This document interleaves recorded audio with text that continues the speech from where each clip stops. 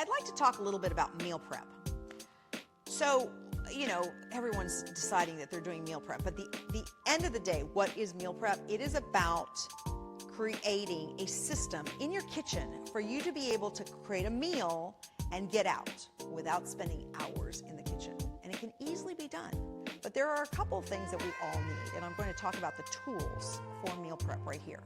So the first important tool is glass airtight containers, and they need to be able to go into your dishwasher and into the oven, because if you freeze a soup, then you can just take the lid off and stick it in the oven and it thaws out, right?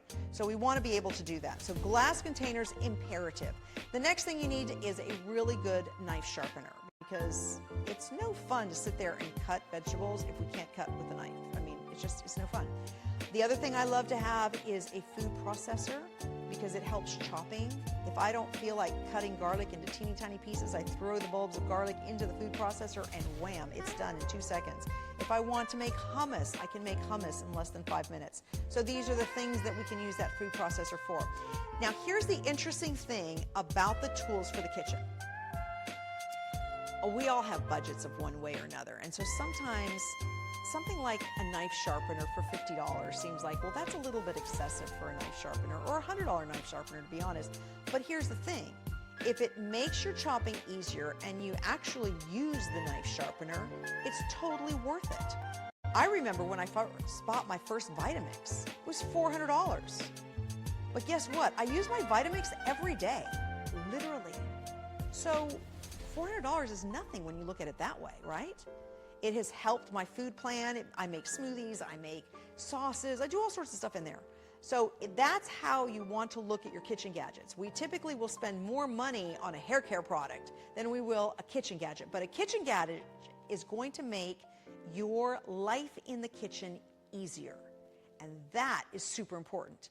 Now, the other part of tools is going to be your drawers. I know that sounds strange, but they have all these great dividers for the drawers. They kind of have this spring action. You can stick it in there, so now you can separate the spoons from the forks, things like that.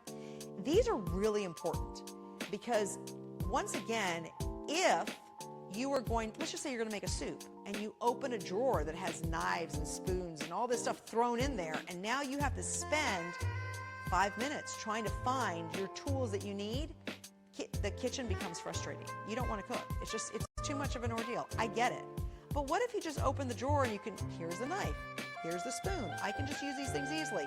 That makes it easier and can get you in and out of the kitchen quicker. So I want you to think about, the next time you go into your kitchen, think about, okay, what are the things that are slowing me down and what are the things that I'm frustrated about? At the same time, I'm going to throw one more thing in here. When you set up your kitchen, you want to set up your kitchen in essence as stations. So for example, if you are at the stove top, all the things that you need when you cook at the stove top should be at arm's reach. Your spices, your spoons, your spatula, whatever it is, it needs to be right there around you. If it's on the other side of the room, it's not helping you.